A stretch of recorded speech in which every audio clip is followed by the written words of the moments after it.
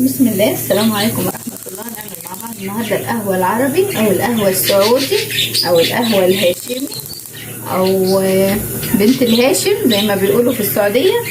اهي هي دي القهوة العربي السعودية.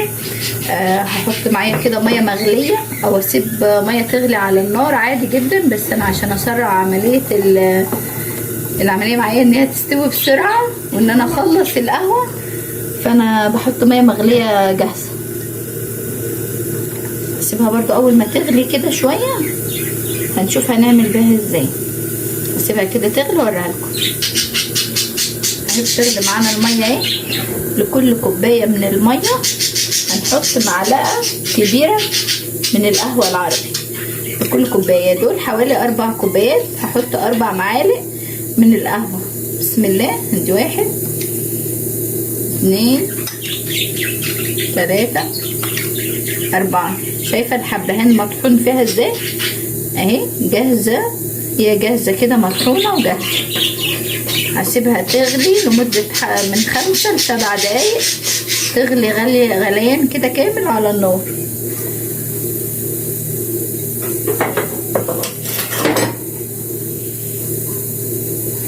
اثناء الغليان كده هجيب حبه كده من الهيل او الحبهان والقرنفل. احط كده القرنفل هنا اهو، احط القرنفل على القهوه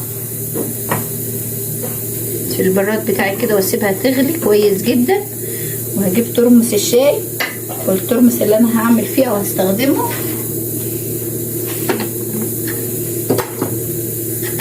الترمس ده ترمس الشاي، اجيبه كده اروح حاطه فيه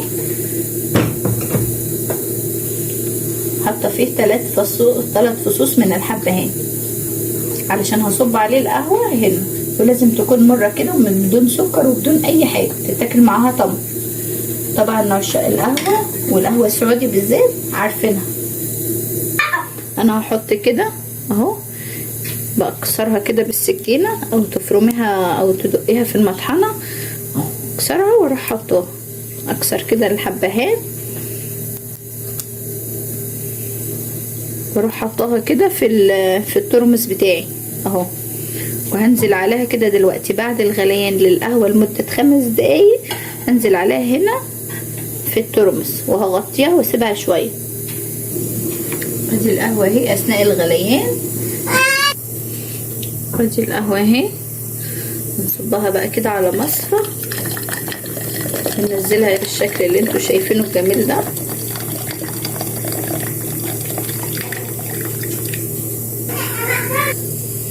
ادي معايا القهوة العربي، القهوة السعودي.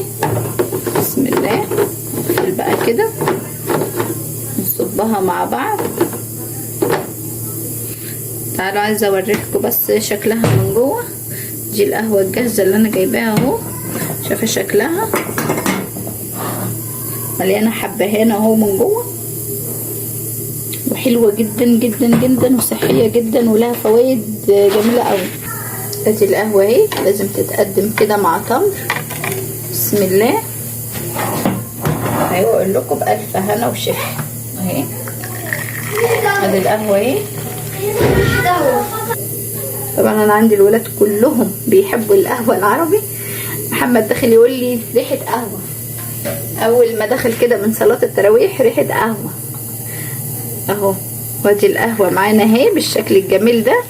يا رب الفيديو يكون عجبكم وتكونوا استفدتوا منه.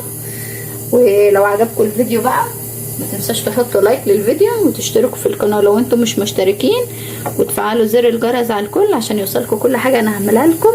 واسيبكم في رعايه الله وامنه، والسلام عليكم ورحمه الله.